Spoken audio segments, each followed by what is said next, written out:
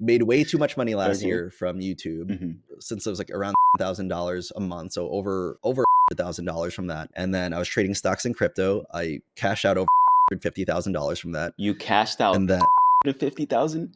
yeah. Holy crap, dude. Okay, so how did you make this $1,000? Is your wife on board with you on all of this? And has she always been on board? Um, well, so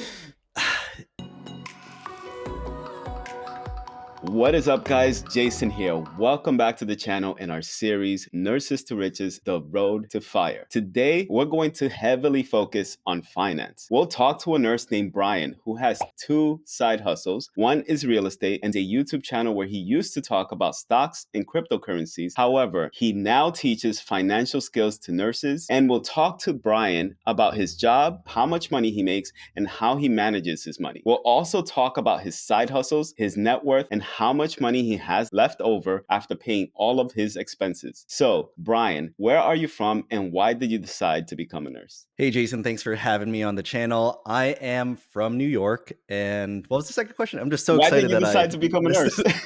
Oh, so if you can't tell, I'm Filipino. So that makes sense. So my parents, like, here's like the full story. Yeah.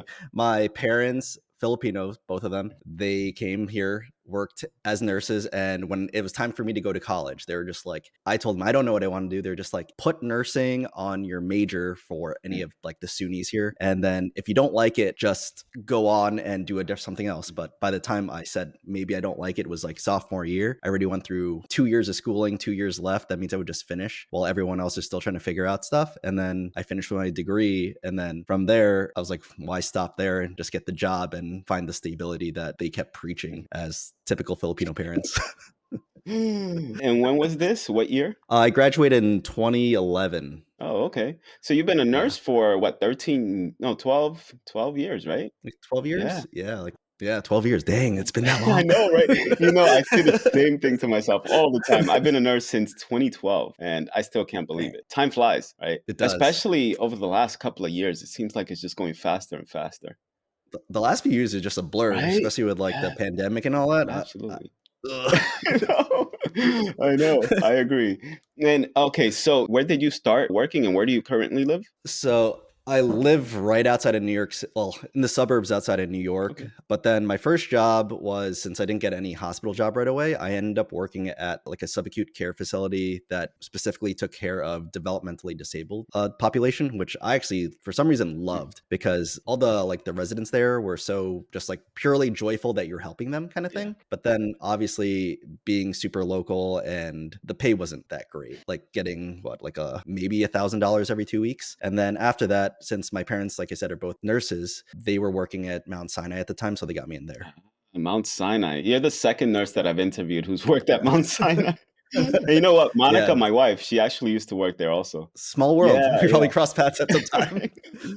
So what unit did you work in at Mount Sinai? So I first started on heart failure, and then after I think 4 or 5 years, I switched over to electrophysiology. So just even more specialized cardiac, pretty much. Okay, so describe what an electrophysiology nurse actually does, because I don't really know what they do. So all the rhythms that your heart goes through. So obviously you got your normal sinus, and then you go through, you could get AFib, A-flutter, VT, PVCs, VF, all those. That's where the specialty of EP comes in. You have to look at it like cath lab are the plumbers and EP electricians. So we're messing with the electric of your heart, trying to get you back into the normal rhythm. So what I do is, I'm not in the procedure rooms as often anymore, but when I was, we would help during the procedures, putting in pacemakers, ICDs, helping with ablations to get rid of all these arrhythmias. But now, since I'm older or vested, I'm now just like charge nurse every day. I know the feeling.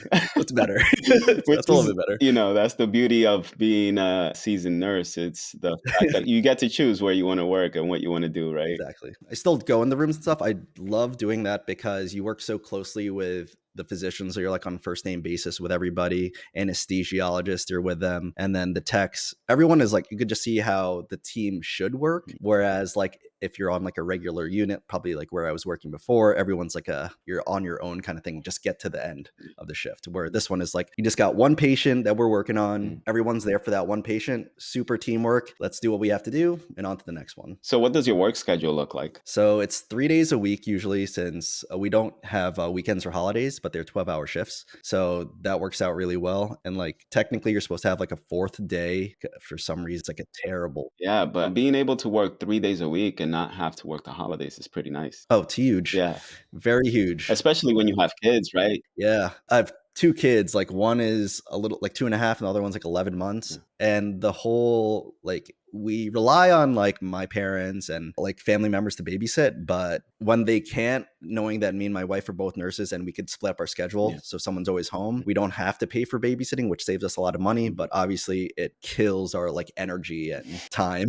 You just Yeah, makes sense. So how much do you make at this job? right now it's anywhere from 1,600 to 1,800 a week. I forgot Mount Sinai pays you weekly, not Weekly. bi-weekly. Yep. That's So pretty 1,600, 1,800. decent, you know? That's about $3,200 every 2 weeks. That's Yeah. right. So like a little bit more than $6,000 over the month, I guess. Mhm. But like the reason why mine is a little bit higher than usual is because currently right now I decided to not contribute to my 403b because I feel like I could do a Oh, lot more dude. with my money Well, than. okay, I will talk about that. We'll talk Yeah, we'll talk about about that, that. okay? I get where you're coming from. I get it because there's a lot of people that I've followed over my time with personal finance, and one of them is Alex Ormozy. I don't know if you know who he is. Mhm. And he talks about how you could invest, let's say, 10% of your income or 15% of your income into an S&P 500 index fund or your 401k and just contribute a small portion of your income towards that. Or you can contribute the same amount towards learning a new skill and monetizing that new Mhm. skill or investing in something that you can turn into a business. So I think everyone needs to turn off their 19-year-old finance expert guru and stop trying to, invest in the S&P 500 and invest in the S&P 500. I still invest in my 401k. Don't get me wrong. I max out my 401k, but I'm Mhm. more focused now on investing the majority of our income into growing our brand. So when a lot of people talk about retiring early and being financially independent, I don't know if you heard of like the R Rich Journey couple. Yeah, huge into watching them. They're just fun to watch. Yeah, they are. So what they did was saved up like over 50% of their income while they worked in their W-2 jobs. And sure, they invested in their 401k, but you know what? At this moment in time, that's not what they're relying on. They retired early, but they're relying on their like brokerage account investments. They're relying on real estate investments and sales from their courses that they have, their Yeah, YouTube that's true. income. It's all of these other side hustles that actually made all of this money for them that allowed them to retire early, which just true. working a W-2 job and investing in your 401k or your Roth IRA, sure, that's great. I always use it as a form of protection in case everything else fails, but it's not what's going to get you to like massive amounts of wealth, right? The whole protection thing you just said Mhm. is like the biggest thing. Yeah. It's like the hedge for the future. And if the pandemic showed anything to anybody, there's so many nurses that were ready to retire probably right before and during the pandemic. But then once that stock market and crypto crash hit, their retirements are gone. Oh, yeah. Especially if they didn't pay attention to putting it into a safer one. If they kept it aggressive throughout, because everyone was making money in the stock market at that time. They saw their like $1 million, $2 million portfolios that they've worked 35 years for all of a sudden turn into like 600K just because that crash is huge. And right now we're still like teetering and it's like, I don't like, and they're like, oh, it'll come back. I was like, yeah, it'll come back in 30 years, like to where it was. Yeah. Like if you didn't have anything else before that, I feel sorry for you because I know a lot of these people are like 60 or 65. They're probably going to work till they're 70 just because they're hoping that their retirement account can get them to where they want to be. But now you're also hoping that your health is going to keep up with you. It's a sad thing. Like if you don't have like the financial literacy to get you to where you want to be, hopefully earlier than retirement. Now that you mentioned that, I told this story before, but I work with this nurse who during, when everybody was profiting from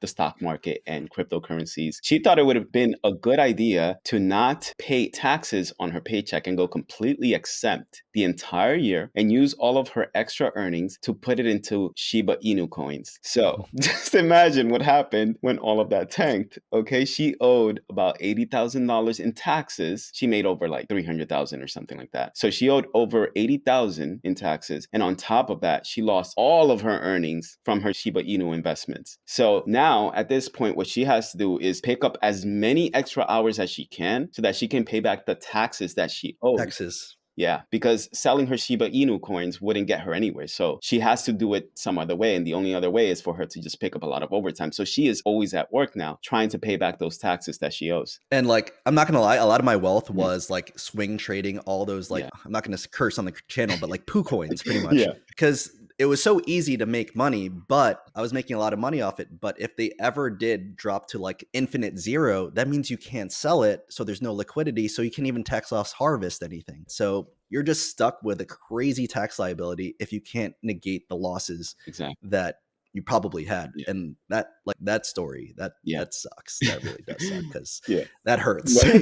Okay, so now I want to get straight into these side hustles that you have. So describe to me the side hustles that you have and how much you're earning on these side hustles. So we talked about the social media one, like YouTube. I have like, I don't know, I used to have like 30,000 subs. And ever since I switched to like niching down and going from stock picks, crypto picks to I just wanted to educate more because I find more love in doing that. But then once I started doing that, my like subscriptions dropped a significant amount, like probably lost like 6,000 subscribers. But last year at like the highest monthly was around like 10K a month doing that. Wait, was that And that- from AdSense revenue? It was like a mixture of AdSense revenue and like affiliate marketing and all that. Mostly affiliate marketing, to be honest. My channel was blowing up, so a lot of people were like, "Oh, if you could just show my brand, do this," and I was like, "Okay, let's do that." And then like it was like around 10K overall. But now with the whole niching down, I'm barely scraping the barrel, like 100, $200 because they saw the change in views. I was getting anywhere from like 30 to 100K views, and then now if you look at my channel, it's like 60 views.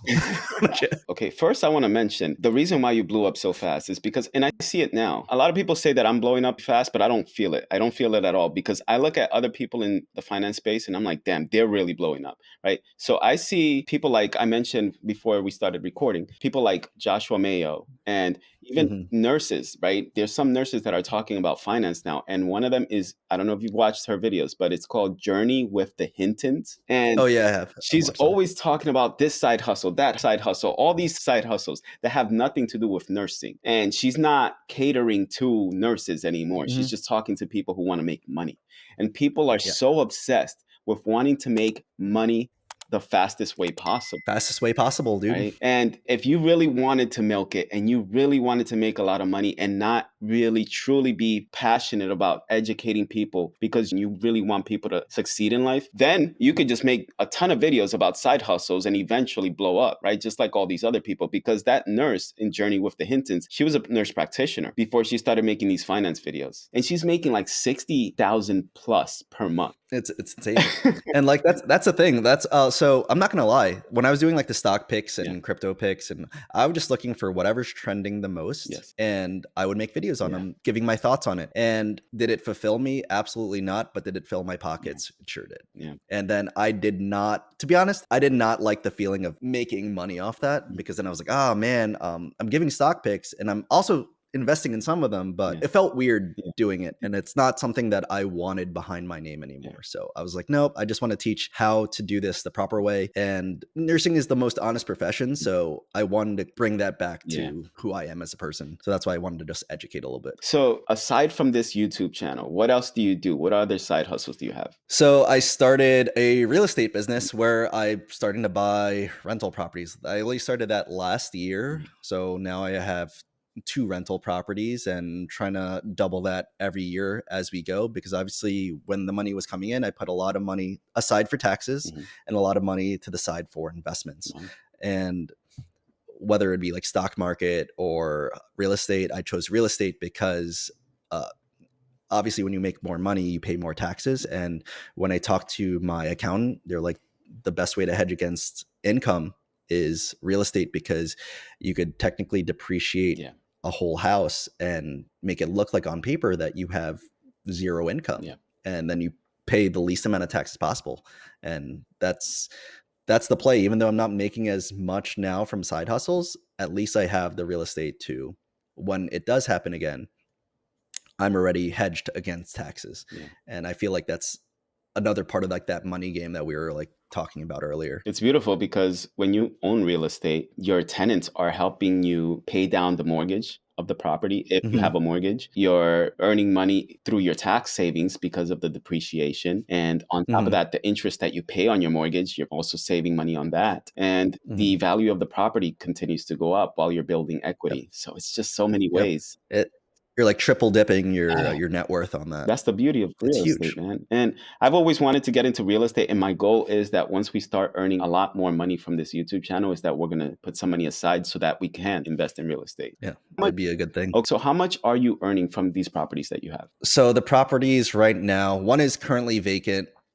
We just had a tenant leave, Mhm. but that one, like I bought that house for like less than $100,000, like What? $96,000, and yeah, and it was renting for $850 a Wow. month. So I was making, and then after like the mortgage is only $400, so I was pocketing 450. Mhm. But then you always have to like put money aside for things that Yeah. potentially break. When like right now, when in between tenants kind of thing, just fixing a few things. And then the other one I bought for 105,000, and that's renting for $1,000, and that mortgage is around 600. Wow. And so I pocket 400 on that. And but overall, like cash flow wise, probably like 1,000 overall for over two houses, which technically could be my kids' retirement funds, but for them. Where the heck are you buying these properties for such a low amount of money? Ohio, like Really? Midwest. How did you come Yeah. across buying property in Ohio? What was the reasoning behind that? And how are you managing them? So the reasoning behind that is how like kind of like what you're talking about with your program. Mhm. You kind of look at cost of living, Mhm. how much is a house, how much are people are making, and like I listen to a lot of podcasts, and the biggest real estate one is Bigger Pockets, and they talk about investing in real estate, like what we talked about, depreciating and all the benefits of it. And then I was like, oh, I can't do that in New York. New York's so expensive. How am I going to do that? And then I started talking to more and more people. They started doing out of state investing. And I was like, how do I trust it? Like everything that you're probably questioning is like, how do you trust never seeing the property? I've never seen any of my properties, but it's a lot of talking to people over the phone, FaceTiming or Facebook Messenger, like realtors and property managers, and really vetting people out to see if they fit your personality and if they're actually going to do the best for you. And a lot of it's like the referrals, because the podcast was telling about Bigger Pockets, they Yes. also have a forum where a lot of people reach out, and a lot of them are kind of salesy, but you could kind of filter out who is actually genuine that wants to help you like create your wealth. And so like my realtor over there is also my property manager. She takes 10% of the rent for herself. So like she pays herself $100 out of the 1,000. Yeah. And then she takes care of everything, all the phone calls, all the leaky faucets, toilets, everything. And all she has to do is send me an invoice of whatever might be fixed, needs to be fixed, or hopefully it's the month that nothing happened at all. And then it just feels good just to see something hit my bank account. And how many hours would you say you're putting in towards managing these properties per week? Like 2 hours. Wow. Bro, Yeah. it's really, Yeah. if you find someone you trust, then it helps out a lot. Like I had two properties. She was the property manager of my second property, and the other one I inherited a tenant there. That's the one that left, and I inherited a property manager, and that property manager was garbage. They were trying to like extort money. It felt like they overcharged this lady for rent. Every kind of fix, they would always show me the highest estimate possible. They'd send me like a screenshot like, oh, this is estimate 3. I was like, so what happened to 1 and 2? Like, oh, it was bad. So like I had to get rid of them. It'd always be like the highest number. Oh, I thought I sent it to you. Like, no, you didn't. And how much did you put down on each of these properties? Like 20%. So since the $96,000 house was only like maybe like 20,000, like a little bit less than 20, and then the other one was like 25,000. With $45,000, you can get 2 properties. Damn, man, that's awesome. And like I always talk about with my wife, if we were to do it over again, like here, if we did it in New York, we probably should have just did like a FHA loan, like 3.5% down. And then every year, just get as many houses as you can. And then imagine owning like a $500,000, $600,000 house, or having control over it for only putting down like 10 grand. No. Like insane amount of wealth that you could build. See, after we purchased our house, that's all I could think about is, damn, why didn't we go with an FHA loan? And and it's like, shouldn't your broker talk to you about these things? But no, they don't. It's unfortunate. They just say, oh, look, you make a lot of money. You should put down 20 because PMI. But if you look at PMI, it's not not that Yeah. significant. Maybe it's like an extra $100. Yeah, it Like, is. I get it if you're Exactly. living paycheck to paycheck, Yeah. but for two people that have wives or nurses Yeah. too, it's not hard to come by It's not. $100. Yeah. So when is your plan to buy another property? Anytime soon? After tax season, because I'm waiting on my tax bill. Yeah. Because I guess we could go into that too, Yeah. because since made too much money last All year right, let's talk about it. from made way too much money last Okay. year from YouTube. Mhm. Since it was like around $10,000 a month, so over $100,000 from that. And then I was trading stocks and crypto. I cashed out over $250,000 from that. You cashed out And then 250,000? yeah, Holy crap, dude. and then I got like real estate, and then all this stuff. So the tax bill is going to be huge. Well, it shouldn't be too crazy because I was able to tax loss harvest stuff. Yeah. So I have enough money in the bank to potentially pay everything. Mm. So it'll all matter how much is left after that, because obviously I need my emergency fund just to make myself feel good about myself.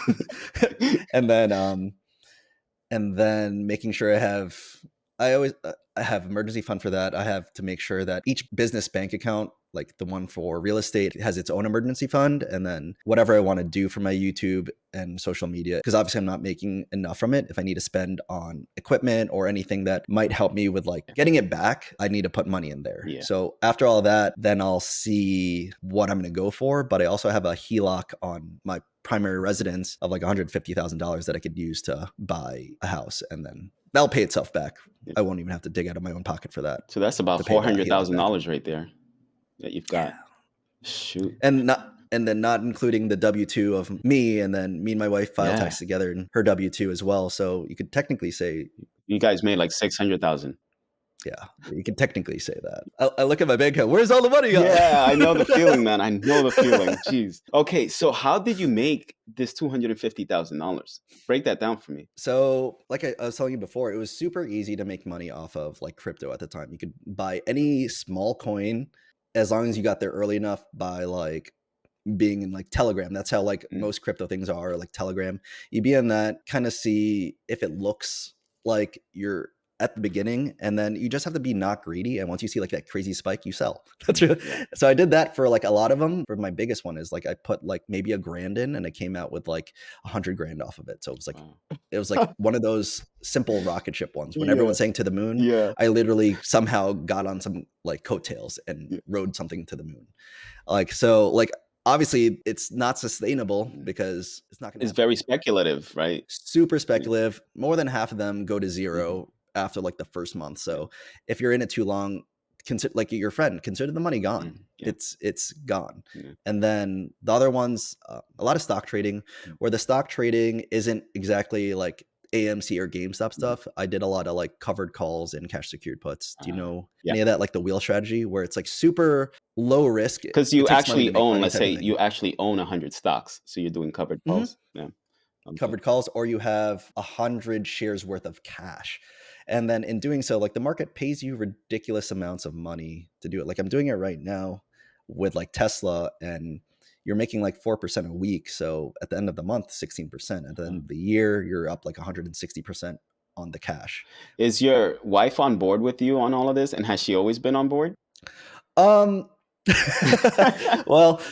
so at first, no. Okay. At first, no. But then when we got married, and since I've always been trading since, like I told you, since I started working, once I started getting a paycheck, I was like, I don't want to get like $1,100 every 2 weeks. How could I make this a little bit faster? So of course I had a lot of growing pains. But once we got like engaged, and then the money question started asking like, oh, how are you getting the money and all that? I was like, oh, like, because she noticed I was never doing overtime. So I was like, oh, I trade on the side. So I started showing her like how much I was making. And then she was like, once I started doing that, and then the trust started to be there, especially if I not only showed my wins, but I also showed my losses. I think that's huge in any relationship, being like completely honest.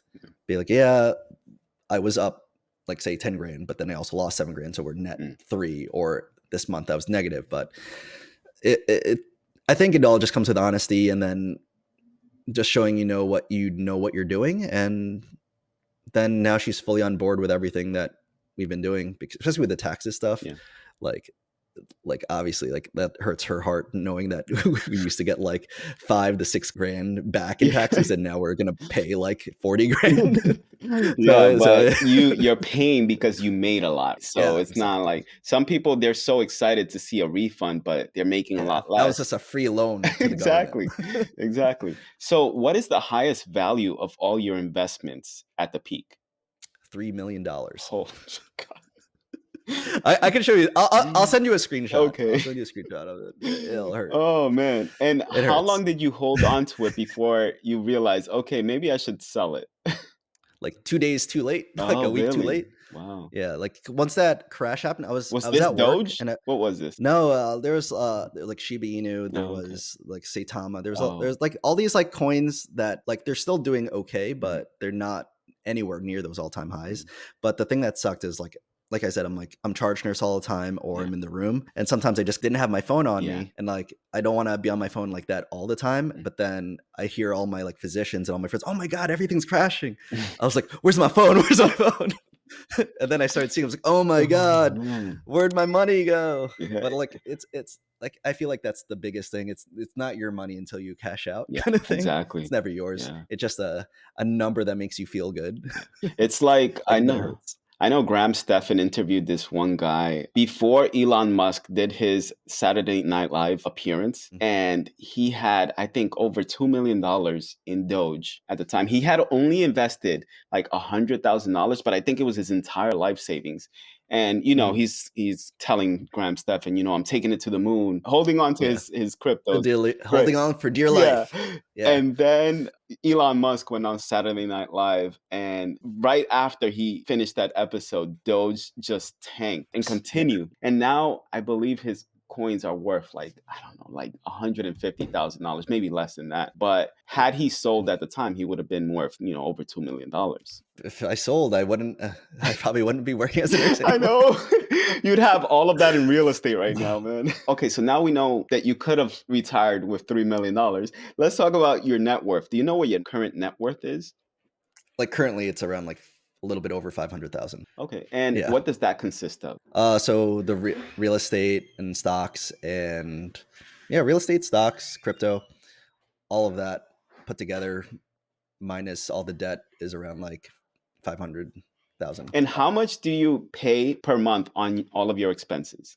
So like I said, like me and my wife are both nurses. So we had this plan that my parents also did as well, where one takes care of the mortgage and one takes care of like the utilities. So luckily enough that we make a similar amount from our W-2 jobs where I only have to worry about the mortgage of like 3,500. And then she takes care of all the utilities and like food and whatever else. But obviously with the more money that from my side being made from all the other businesses, I started taking more and more of like those utility bills off of her hands so she could focus more on like just making sure the kids got what they need kind of thing. So if I was to put a number on it, so 3,500 for mortgage, maybe like 4 grand, that's my side of expenses for just living. And I live a very simple life. So like nothing fancy. And how much do you guys pay on all your other utilities? Do you have a car payment?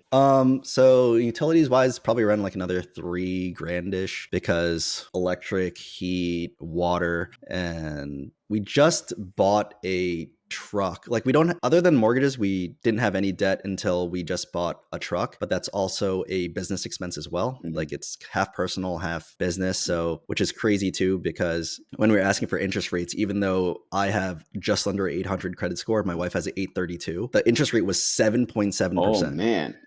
And we're like, how is What? that possible? Yeah. We're like, can we talk to anyone else? They're like, this is the lowest we could go. So, and it was too late in the day to go ask other banks. So I just signed the paperwork, got the loan. But once I opened the account with whatever bank, I just went there and just paid it off. I was like, I'm not Oh, gonna let the bank make 8 grand off of a yeah. $23,000 loan. So you paid off the whole 23,000? All of it. Damn, dude. That's that I money was like, from crypto you made. that's really money can't buy happiness, but it could solve a lot of problems, man. Yeah, absolutely. I agree. So, how much are you guys actually making per month? Because you said you're making about $1,000 a month from your properties. And right now, you don't have a tenant in one of them. But let's say $1,000 a month from that. You're making $3,200 every 2 weeks, which is like $6,400 a month. on your side, and then your wife is also Mhm. making about $6,400. So you guys are making, and then that doesn't even include, you said you're doing covered calls. Yeah, which is like another, like, let's say another $1,000 a week. Yeah, so you guys are bringing in at least $16,000. I never actually calculated that, and No. it's like blowing my mind right Yeah, now. Like, yeah, just no, like for looking, New York I'm like standards, thinking that's about it. I was pretty like, damn holy shit! good, man. Yeah, Like because I've never really, did that math. you're a I never, finance no, guy I and you never never did. actually Look, calculated this. I only looked at my own. I never added my wife's to it. What? I was like, oh You dang, guys that's a are lot of money. married. You're supposed to include both. Yeah, no, No, 'cause she's a strong, independent woman, and she likes yeah, control of her money, I so I never see. ask about I it. see. I see. But if you run out of money, she's gonna have to support you one way or another. So it's gonna be Yeah, combined finances by that time. yeah, So, but combined though, it's about $16,000 if you take a look at it that way, yeah. right? Yeah, you could. Give or So take. it's a good amount of money. Yeah, Yeah. and like the thing is, we live like super frugally too, so that helps. Like, other than the truck, that's like a business car pretty much that we Yeah. don't use as often. Pretty much, we got it for the tax write off Yeah. because it's like a $60,000 truck, and last year was the last year of bonus depreciation. Um, So since I did a lot of stuff with business and made a lot of money, I needed to bring that tax liability as low as possible. So a Mhm. truck helps that. yeah. But she has a paid off 2016 CRV, and I have a paid off 2004 Honda Pilot Wow. with like 250,000 miles on it. Like, I run my 250. cars to the ground. Yeah. Yeah. That's gonna So be us. imagine never having to pay for a car payment. Like, It's ah, people like some of my coworkers are paying like $1,000 a month yeah. for car payments, and Oh I'm like, man, dude. for what? Yeah. You drive to Like work and back. there's this guy that I watch. I don't know if you heard of it, Valuetainment. It's on I've YouTube. watched a little bit. Yeah. Yeah. He can get political at times, but when he's not Mhm. talking purely politics, it's really interesting the stuff that he talks about, because he talks about, like, the other day he was talking about public school versus private school and why you're actually paying more for public school than you are for private school. He also then compared what someone was paying just a few years prior to the pandemic on their car payments versus how much they're paying now, because the cost of a car has gone up. I think it was something like, let's say, 30,000 for a car back then. It's now something like 40 to 43,000, the Mhm. average price. Don't quote me on the numbers, but it's something like that. And people's income has not, gone up in the same manner. Yeah. And then if you take that into account, as well as the fact that interest rates are much higher now, people are paying almost twice as much. When you had a payment of, let's say, $450 a month for the same car, that car today is going to be about $900 a month. Jeez. Yeah, because the interest rate is higher and the car is more expensive than it used to be. Double. Yeah, double. Insane. So like, to have a car payment, people don't realize that actually takes up a large chunk of your monthly budget. So if there's And it's any just the way, flex culture. That's really it. Like, no yeah, one really needs yeah, the craziest car out there. yeah, Everyone just wants to show off to the next person, and that lifestyle creep that really kills people's money. yeah. And it's sad. And some people learned that the hard way. Like me and Monica, we bought a Volvo Yep. XC90, and that was like a $70,000 car. And before that car, I was the only one working, and we had a Chevy Spark, which is a small car. We paid like $15,000 for it. So when we got our Volvo, initially I was like, damn, this is a lot of money. Like, why did we pay this much for this car? And when we paid it off, we both told ourselves, this is the last time we're ever going to buy a car this expensive. And if we ever buy a car that's expensive like this, we're going to pay it in cash, because having a car payment, we were paying $1,270 a month Dang. on that car. Holy. Yeah, no. And that was with a 2.9% interest rate. Dang, like perfect interest rate. Yeah, I But that's know. the thing. Like, we were just talking about like learning from experience. Like, I'm not gonna say I never bought an expensive car before. Mhm. Like, one of my first cars I bought was like a fully loaded like Lancer Evo, because I was all into like the Fast and Furious stuff. Yeah. But then, like, after driving into the city like twice, I was like, why did I do Mhm. this? Yeah, Like, $45,000 manual car exactly. driving in New York City. Yeah. Like, what was I thinking? Yep, totally agree. So, do you know what the largest amount of debt is that you've been in? It's only like I've personally never had debt. Mhm. My wife still has student loans, and the only debt that we currently have are the mortgages. So right now, I guess that would be our largest Mhm. set, and that would be around like $500,000 of debt, Okay. because we have a little bit less than 400,000 on our house, Mm. and both rental properties are around like 60, 70,000. So So, how much is your primary residence worth? Have you looked at the most recent? Yeah, videos? so we just since we got our HELOC, we had to get it appraised. So we bought the house for 555, and then when we got our HELOC on it, so we had to get it appraised. It appraised for like 715 to 720,000, 720,000. Yeah. So like a big chunk of change of equity just for the appreciating times because everyone was trying to buy a house at that time. Makes so sense. that's huge. And when did you get your HELOC? August of last year. So the interest rate was still relatively low. It wasn't like extremely high, was it? Yeah. So like the best thing, like if you wanted to go into it, like the best thing for like HELOCs, you don't go to a big bank. You go to a middle small bank. So we have like a Trustco bank here, and they have a beginner rate. Like the first year is a locked 2.9%, even though the interest rates at the time were like 5. I see. And then after that, then it goes to like prime rate after the first year. But technically, if you pay down whatever you use on your HELOC after the first year, you can just refinance your HELOC and just keep getting the first introductory rate over and over again. Which I didn't know. Like there's hacks, man. Yeah. There's hacks. You need to talk I'm a about finance guy. Listen, you need to talk about this on your YouTube channel. I should. You really should. I should. There's a lot of gems that you gave us in this video. You really need to make videos about these kinds of things. I should. I don't know. I know you want to focus. Yeah, it does. It takes a lot of time. It does, man. And then you also have to give them correct figures. You don't want to be making videos and you're just talking out of your, I don't want to say the word, but that's why my videos take so long to make, because I actually have this research behind it. So it can take me an entire week just to find all the data that I need for my videos. All right. So what advice would you give anyone who's wanting to get into your line of work or start side hustles the same way that you did? So to get into nursing, I think is probably the best profession you could probably get into. Like if you want something that's fulfilling and you want something that gives you the time to focus on things outside of work, nursing is 100% it. Where else can you get a job where you work 3 days a week and you have technically 3 to 4 days of trying to figure out what can you do to make your life a little bit better or make a little bit more money. So like, honestly, if you have it in you to be a healthcare provider, I would go into nursing. Do you need to go into CRNA or NP? I personally don't think so, because I dropped out of NP school because I didn't think the money was worth it or the time was worth it for me, because you just have to really like it. But then if you want to go into side hustles, you can't look for the get rich quick thing, because if you do that, your attention span for it isn't going to be there. If you're looking for a get rich quick thing, that means you're not really in it for the right reasons, and you're probably not going to succeed in it, because I've always believed in whatever you give to the world gives back. So it's one of those things. If you're going to give your all to something outside of your W-2, make sure it's something you really want to do. As cliche as it sounds, like pursue a passion of some sort, then you don't really have to work, because if you're doing something you love outside of work, at least you're stable from the work aspect, and then you could work on that craft as much as you want right outside. That's where it always leads back to being blessed that I am a nurse because of the time schedule. Hopefully I answered the question. Yeah, you did. I feel like I ramble. Nah, you did. And for those people that, we mentioned your YouTube channel previously, but I want you to mention it again, because you're going to start providing some gems for these people. Okay. Hopefully. Yes.